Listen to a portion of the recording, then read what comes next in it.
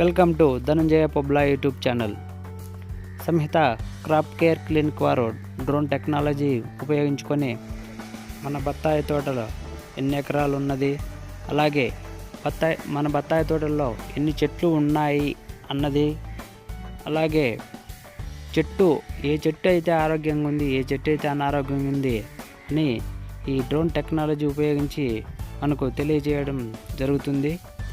సంహిత drone technology చాలా అద్భుతంగా ఉంది. ఇలాంటి డ్రోన్ టెక్నాలజీ ఉపయోగించి రైతుకు చాలా ఉపయోగాలు అందిస్తున్న సంహిత వారికి ధన్యవాదాలు.